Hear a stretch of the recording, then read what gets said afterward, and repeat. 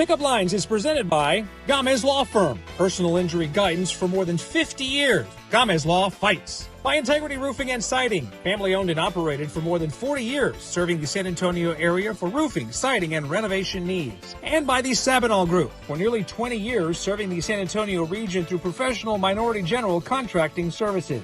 Pickup Lines is broadcast from inside the all-electric Lexus RZ450e, courtesy of North Park Lexus at Dominion and North Park Lexus of San Antonio.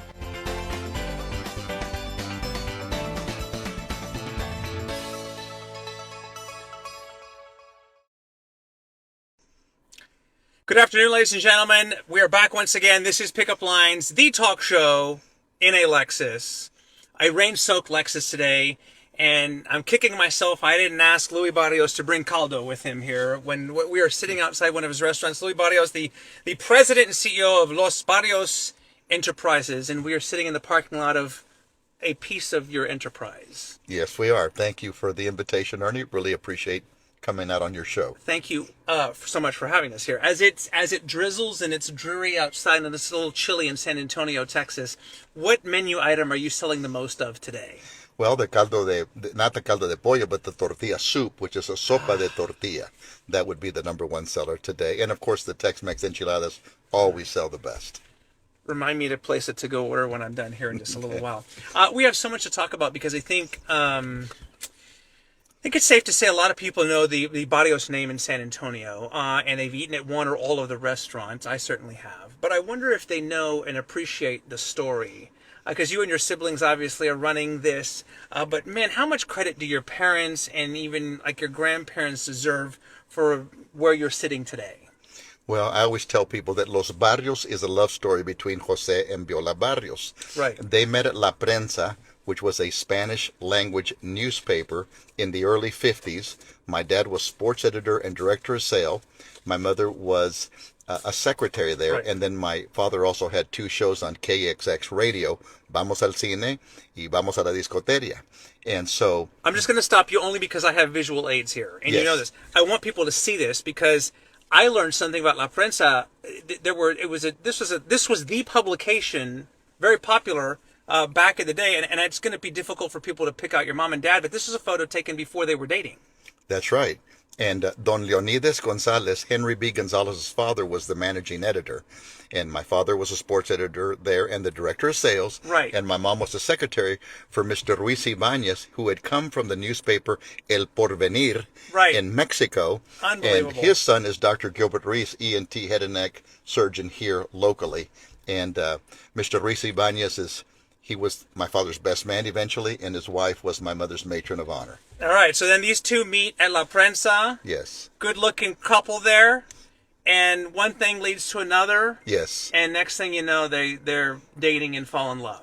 That's right. They got married, and my mother had a very difficult childhood because her father started drinking at age 30, and his drinking got worse until my mother was like 8 years old. His drinking was really bad, but before that, my grandparents' divorce, which was really unheard of in Mexico back then, they had a lot of multi-businesses. They had little cantinas, and they would roll the cigarettes and put them in little packages. Right. They would cut little dresses, and then they would go up to the mines up in the Sierra Mountain. Right. And they would sell to the families, the men that worked in the mines and their families that accompanied them.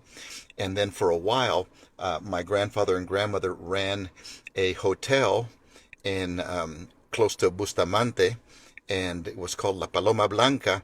And it was kind of a bed and breakfast. Right. They had a little restaurant component. Okay. Not a big restaurant, but they would service their guests, and that's where my mom got the restaurant bug. So she's a young girl in Mexico, and your grandfather, again, he had cantinas and stuff, but he would, he'd make money, but he'd drink or consume a lot of the profits. That's right. I mean, he was very entrepreneurial. He was more successful than all of his friends until he started drinking. At age 30, he started drinking, and then his life went down. And when my grandparents divorced, my grandmother would have to go to Chicago to make enough money to provide for her 5 daughters, and so my mother would live with different godmothers or different aunts. and she missed her mother so Yeah. so much. And then they reunited in Mexico again. And then when my mother was 20, my grandmother died of an aneurysm. Oh, And so then gosh. our grandfather brought him over to the United States, and they literally started over. One time I was at Los Barrios, and my mother says, "You see that man Santos?" I said, "Yes." When we got here on the bus at the bus station, it was five of us, and he had sons, or he had brothers. Right. And one of his brothers approached your tia Irma, who was very beautiful. They Right. all were beautiful. Right. And my grandfather went up to Santos's father and said, "We just got here. We have no place to stay. Can we stay at your place until we get settled?" And and he let that happen. Wow. And so when my mother told me that, I went over to Santos, who I knew him very well, but I Yeah. didn't know him from that Yeah. perspective. And of course, he was older. I was on my knees, there on my knees, and I thanked him for being kind to my mother when really they didn't have much hope.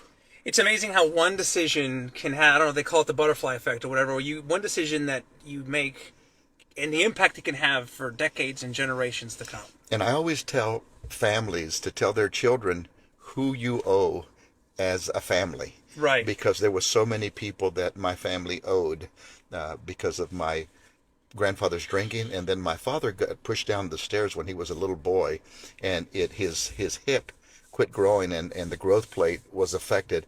And Dr. John Hinchy, who Yes. was a Los Barrios customer until the day he died, Right. he saved my father's life and did these operations all gratis, all gratis, all for free, to use to teach the orthopedic students at Santa Rosa. And so my father, as a little boy, was there. The nuns were his teachers, and Dr. John Hinchy saved his life. And Mrs. Hinchy was a beautiful lady, and her and my mother Right. got along very well.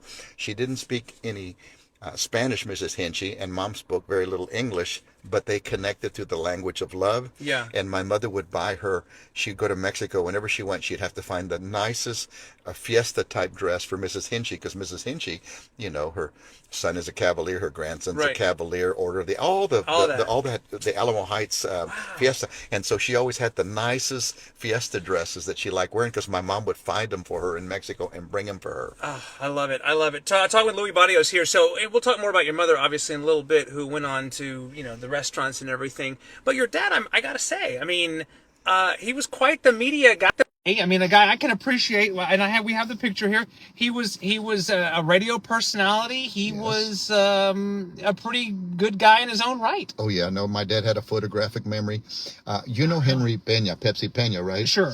My dad was with him at Cuca, and he's one of the witnesses. My dad could grab the teletype off of the computer that had the news wire, and he would read it in English and simultaneously say it over the air in Spanish. That's hard to do on the fly. in real time. And Henry Pepsi Peña, I saw him do it, but so did Henry. That's really hard to do. Yes, very hard to do. And he had multiple shows. Yes. Multiple shows here. Yes. Which, again, he was a good-looking guy, too. The camera agreed with him, but he was a radio guy, right? He was a radio guy and a newspaper guy until Mr. Lozano, the owner of La Prensa, died. Right. His wife took over the paper. She knew nothing about business, nothing about media. She listened to the wrong people, made it bilingual, and that's when La Prensa went down. I see. My dad left La Prensa at that time, and then he did Spanish radio exclusively, and then he did stints on Spanish TV. Mr. Nicolas said, I tried to hire your father over and over again, but he loved radio, because back then radio was the media. Absolutely. It's a very personal media where people feel like they're talking just to you. Oh, gosh, yeah. And he liked TV, but he loved radio. Yeah, and families would sit by their whatever radio and listen in on the broadcasts and everything. And, oh, God, absolutely. It was an unbelievable time. So then your mother already has the restaurant bug when she gets to the United States. Yes. And obviously meets your dad at La Prensa, and then they get together and start having a family and everything. Mm-hmm. And so when we got old enough to take care of ourselves, my mother had all these little micro businesses. She would make quinceañera cakes and wedding cakes, and then she'd go to Mexico and buy jewelry. And she was like an Avon lady that would deliver and have layaway plans. And she had all that. And then, finally she hears of a restaurant for sale in 1972. Right. And my dad bought it for her. He said, Viola, I have no idea why I'm buying you this restaurant. We don't need it financially. Right. It's a consuming business. It's very difficult, but it's your dream, and I want to make your dream come true. I want to make all your dreams come true. What a great guy. Yeah, he was totally in love with my mother, which was very easy to do. Everybody loved my mother. And so he bought her the restaurant, and 3 years later, he was killed in a traffic accident by a drunk driver. And we lost our father, and Mom was widowed at 44. Pop was 46 when he died. So young. Yeah, Teresa was 16. I was 15. Diana was 12. And we lost 95% of our income. And that wasn't even the bad news. The bad news was the loss of our father, which was very, very traumatic. Well, I want to talk more about that because I think so many people remember how your mother passed away in a Yes. just an absolutely terrible, horrific, unbelievable way. Very public, obviously, newspapers. I was on the news when that happened. I remember in 2008. Yes. I remember very vividly hearing about that. But I did not realize about your father. Yes. And he was, again, hit and killed by a drunk driver. Yes. Because you were a teenager? I was 15 years old. I mean, how did that mess with your life? And how did that impact you? Because I know you've been public about this. You probably Yes. made some not wise decisions after that happened, and you were probably lost, I would think. Well, starting in the second grade, I would have undefeated world champion boxers in my classroom giving pep talks. I not only got to go to wrestling matches, I got to go backstage and meet all the wrestlers. Sure. My father was, his expertise was history, politics, baseball, and boxing. I got to meet baseball players. I mean, Harlem Globetrotters, you name it. Right. And I got to do it. And I got to come out on the radio. I mean, I had a very wonderful life. Yeah. It was a leave it to Louis, like leave it to Beaver. Right. I mean, my sister Teresa, okay, Louis starting a fire in the backyard. I mean, everything revolved on, oh, what's Louis doing now? Oh, no. You know, what's he doing at school? What's he Right, doing this? right. You know, he's the class clown. Oh, no, you know, straight use and conduct. Well, then when my dad dies, I'm 15 years old. And I shook a fist at God. I got very angry. I didn't understand his plan. I thought that he wasn't much of a God if that's the best plan he could go to. You have to realize in my mother's lifetime, in my lifetime, I never heard my mother use an offensive word, Right. profanity, not one time. Not once. My mother was 100% a lady, and she was very committed to her husband, her family, her God, and she would stretch a dollar like crazy. And then my father was happy, gregarious, joyful, always on stage at Right. the Alameda, Right. Las Vegas nightclub, Mendiolas. I was with him. Yeah. And then all of a sudden, all that is gone. Yeah. And I was so angry at God that I rebelled. And alcohol abuse, it just so happened, the drinking age was 18. My buddies started getting their license at 16. I was 15 when some of my buddies got their license. So we had a vehicle to go to all the parties. Yeah. And my friends were drinking to experiment. I didn't know this at the time, but I was drinking to anesthetize the pain. The pain was so severe that I didn't realize it at the time, but it was a different reason for my drinking. I was medicating myself Right.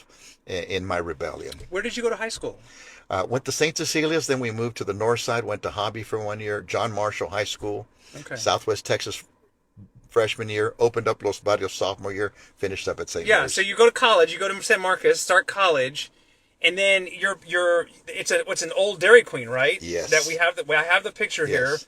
of the marquee from the original Los Barrios there, and you sat on the right side where the Los is, where the LOS is. Yes. It's Is the bottom of an ice cream cone, the right? top of an ice cream Or the cone. top of the ice cream Yeah, cone. Yeah. Well, I mean, but Ernie, Los right. Barrios started on Avenue B in Jones. We were Right. there for 8 months. Right. So my mother starts a restaurant with $3,000 after the death of my father and after she was cheated in 2 ventures. One of the gentlemen that was cheated, Mr. Rodriguez, Right. begged my mother to open up a restaurant with him. And my mother said, Paco, that was his nickname. Yeah. I will open up a restaurant with you, but not because I believe so much in your business acumen, Right. but because I have great need. And so Had to make a living. my mother started Los Barrios with $3,000 in an old boat garage downtown. We were very busy right away, and 6 months later, when the lease expired, they tripled the rent. She paid it for 2 months, and then she bought the Dairy Queen and moved the business over Got to it. there. I had heard that you were in college and maybe not necessarily directly involved with the restaurant, but somebody kind of got word to you that maybe your mom needed some help and that it might be a better idea for you to be in the restaurant. Well, I was with my mother the day that we opened the restaurant at Los Barrios. I was a sophomore in college. When I graduated college, then I worked for Johnson & Johnson for 3 years, and I traveled South Texas, called in all the hospitals in Corpus, Laredo, the Rio Grande Valley, Cuero, Gonzales, and part of San Antonio. Yeah. And so my roommate at the time was going out with my little sister. Right. And I came home one day from being on one of my week travels, and he said, Louis, it's none of my business, but I see your mother working so hard. She comes home every night at 11:30 to midnight. I'm there with your sister, just, hanging out. And your mother gets there with these bags. She works 7 days a week, 100 hours a week. And she looks over to us and she greets us gracefully. She goes to the back, never to be seen from then on. And then I work with your sister on the weekends, because if I want to spend time with her, I got to go to the restaurant to work. Yeah. So I go help her, and I see how some of the employees treat your mom.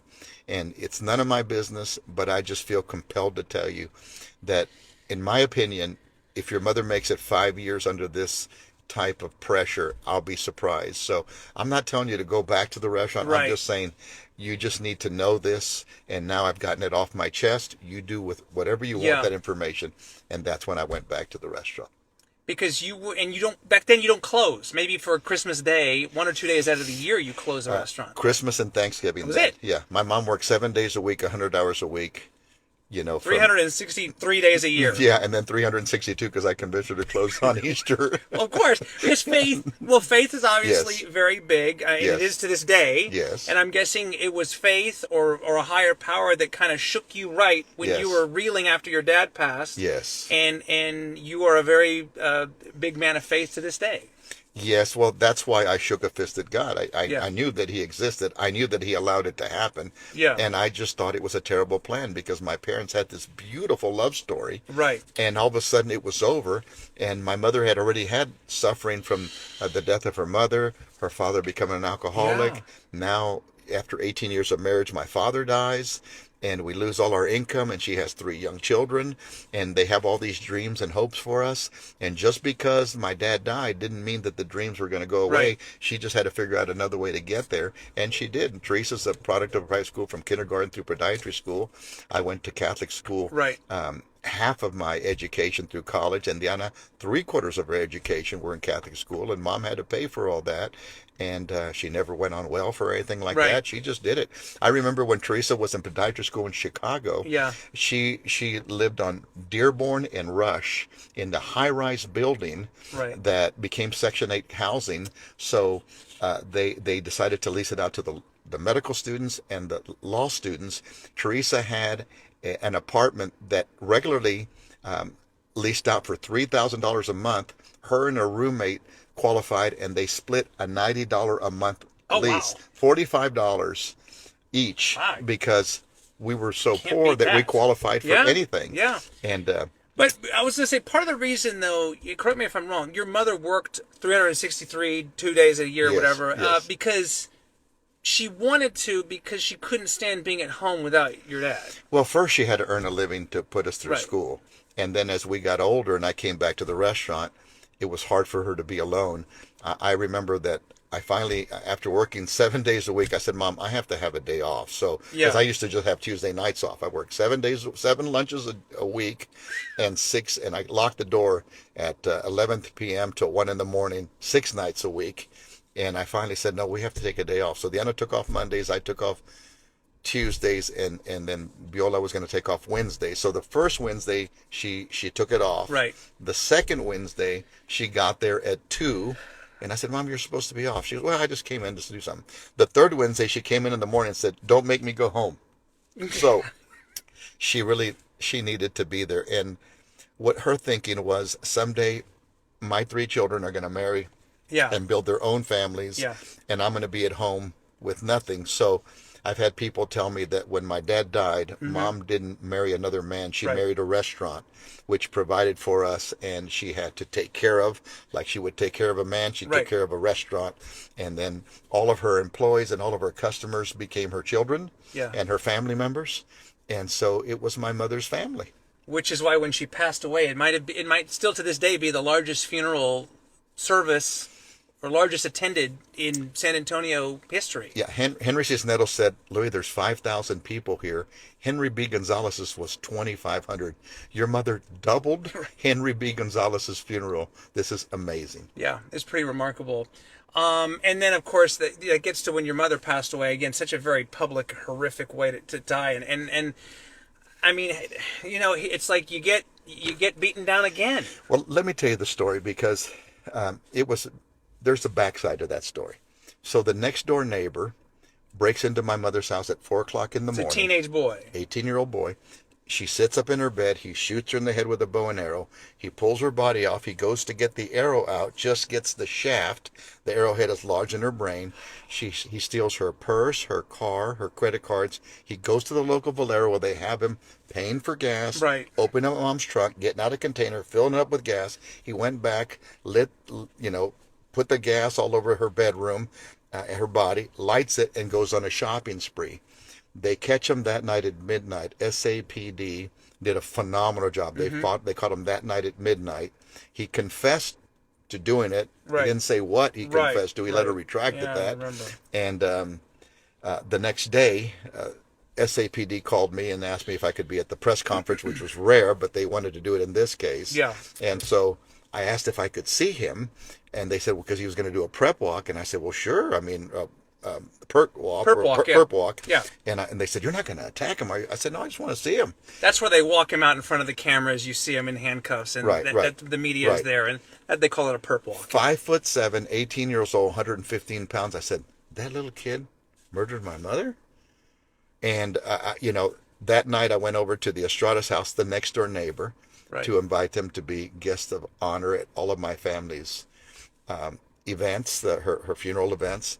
And then at her funeral, I wanted the Estradas to know that we had forgiven them and forgiven their son, which of course they were in denial.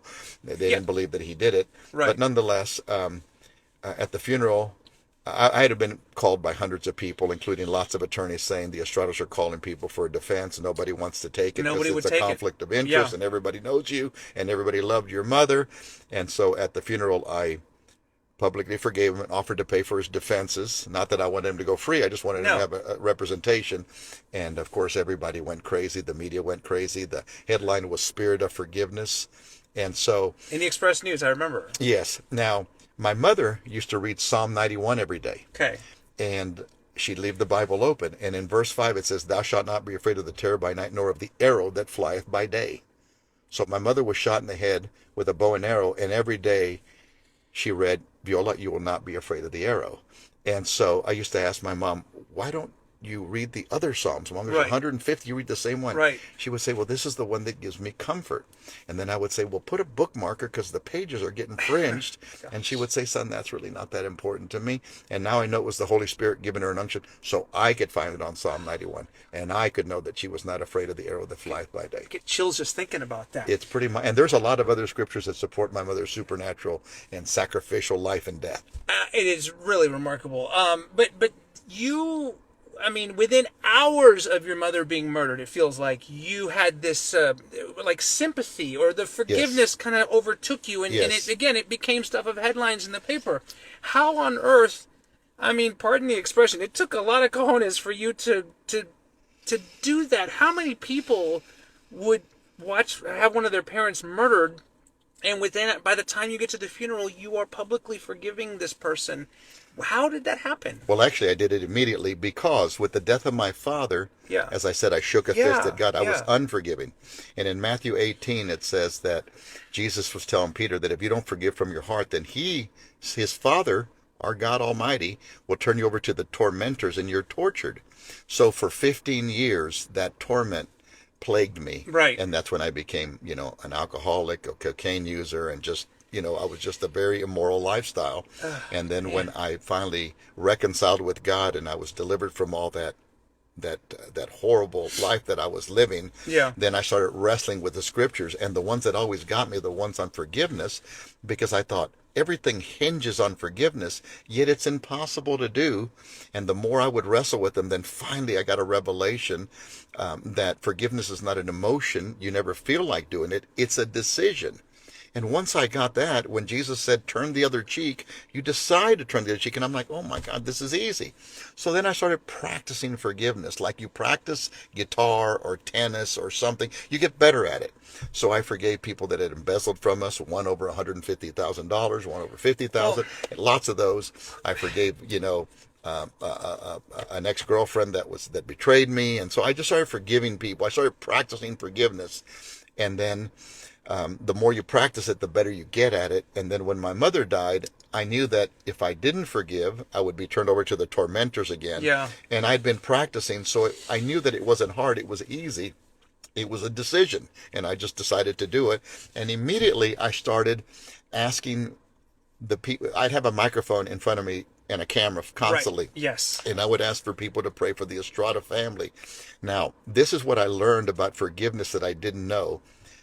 When I forgave my mother's killer, it freed up people that when they approached me and my sisters, instead of sharing in my wanting of justice, you see it on the news all the time, that we want justice for whoever, that somebody gets murdered. Eye for an eye, that kind of thing. Constant, you see it on the news every time you see a murder. Yes, you do. You say, we want justice. Please call in so we can get justice for Johnny or whoever. Whatever. Well, what I've learned is the more grace and mercy and forgiveness I espoused, it freed up the people that when they approached us, instead of talking about sharing in our wanting of justice, they were able to share their stories of the love they had for my mother. So story after story after story. It didn't only free us up, it freed everybody up. And then people would say, well, if Louis can forgive so much, I can forgive less. We got hundreds of letters. Yeah. I remember one in particular. They said that we were in the church. I really didn't know your family. I just wanted to be there. And when you were talking about forgiveness, I felt something soft enter me, and I was able to forgive, my brother, my cousin, my ex-husband, story after story like that. I would call some of these people back if I could, and they would say, I wrote you that letter to minister to you, and here you are ministering to me in my time of need. This is something that I don't understand, but it was the Holy Spirit working through me. It was not me. People say, wow, Louis, that was remarkable. It wasn't me. It was the Holy Spirit. I was compelled to do it. I could not help myself. I had to do it. And people thought that some people had went into Louis Barrios and told my sister, well, you know why he forgave that kid, right? And my sister would say, well, why? Well, because obviously he hired him to kill your mother. We'll say, well, why would that be? Well, so he could get the restaurants. She goes, well, she's already gifted us the restaurants. We already own the restaurants. My mother gifted those to us long ago. They were not even hers. That's why I think what you did, some people couldn't accept what you were doing because it seems so far-fetched and unbelievable that you would do that. Yes. Did you encounter any resistance from your sisters? No, not from my sisters, but from other family members and from some customers. And some people got very mad at me because I was forgiving my mother's killer. But forgiveness was not between me and him. My forgiveness is between me and the Almighty. In the Our Father, it says, forgive us our trespasses as we forgive those who trespass against us. Now, we have been saying that for years, and a lot of people have been saying it for years, but they don't want to practice it. But the thing is, your mother was, among many things, very generous, very giving, to a fault in that a lot of people took advantage of her and took money from her. Yes. As you said, betrayed her, maybe lied to her, were deceitful. Yes. And you forgave them as well. Yeah. We have spiral notebooks full of interest-free, uncollateralized loans that my mother made to family, friends, customers, employees, most of them not fully repaid. And I would ask Mom, I said, Mom, we don't have a lot of money, and you loan people money, and they don't pay you back. And she'd say, well, son, they're desperate. I said, I know, but, we don't have a lot. And she would say, we have enough, son. We have enough. And so when my mother died, we not only forgave my mother's killer, we forgave all those debts that we had. And I even reached out to our ironworks guy a few years later to ask him to do something. He goes, well, actually, Louis, I owed your mother, several $1,000s or whatever. I said, Oscar, you don't owe us anything. We forgave all that debt. No, I want to repay. No. When we forgave my mother's killer, we forgave the lesser as well. All those loans there, we forgave them all. That was, you had it with the deal with my mother. My mother's not here. You don't have to pay her back. She's not here for you to pay her back. Because now you're talking about money too, which is, that gets people riled up and can be very polarizing when money is involved, and you found it in your heart to forgive all of that quite literally forgive Well, loans and the everything. greater to the lesser. If we can forgive our mother's killer, why my can't we forgive a few $1,000s? I mean, listen. what is that? Who am I to argue with that? I'm not certainly not going to do that. Yes. So you're doing well. So you're about 15, 16 years now removed from when your mother passed, kind of the same distance after your father passed away. How are you now? You're obviously running the restaurants and looking to the future. We're coming up on a new year here pretty soon.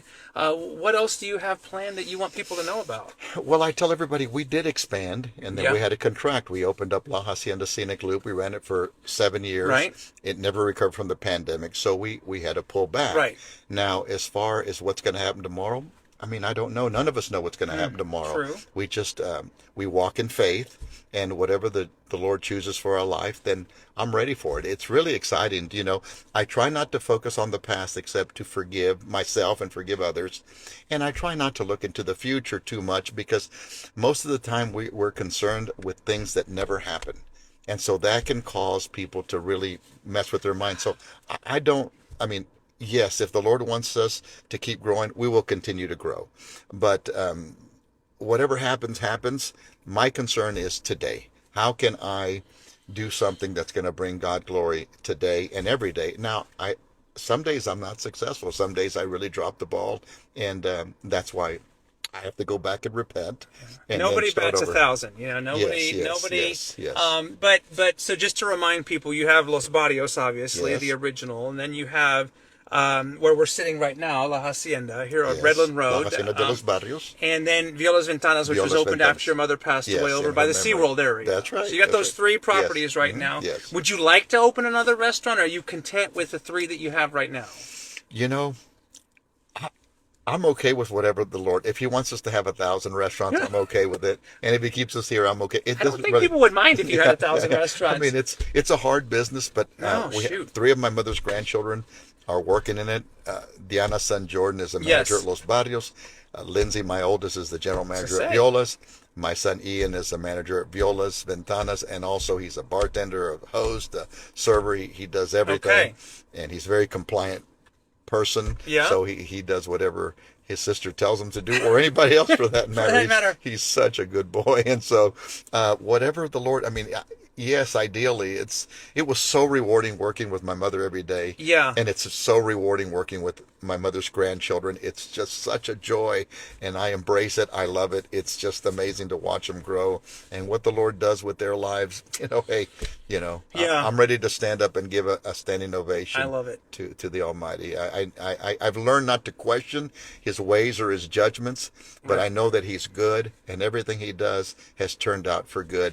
Even though it was very painful with the loss of both my parents, I always say, we're trying to get past what we'll never get over, but the Lord will bring other blessings. For example, when I married my wife, Tracy, her parents, Mr. and Mrs. Elliott, I call them Mom and Dad, they've become my parents as well. So the Lord restored my parents. I have 2 waiting for me in heaven, and I have 2 here on earth. So the Lord actually restored my parents. As crazy as that sound, it says ask and God will give you more than you can ask or think. And so there I am. And you explain it so eloquently too, and because I tell people I stopped predicting the future a long time ago because I used to say, well, by this date or by this time I'm going to be doing this, and I gave up on that because I was wrong, first of all, and I realized it's useless to try to. Yes. Tomorrow is not guaranteed. It's not guaranteed. It's not, but it's nice to look forward because God is in the surprise business. He really is. Amen to that. Every day there's a surprise, and there may be a test associated with it. All right. I failed the test when my father died. I passed the test when my mother died.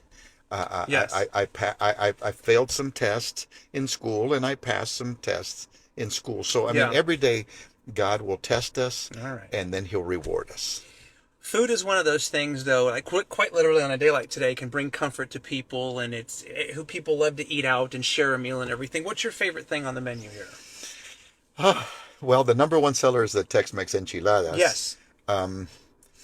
When my wife doesn't cook and we're on our own, my cheat meal is the milanesa, the Mexican-style chicken fried steak.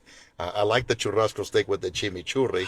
Our mole is very popular, and our cabrito is very popular. Yes. So, I mean, I go table to table, And then I say, you know what? That's a very good idea. I think I'm about to have that.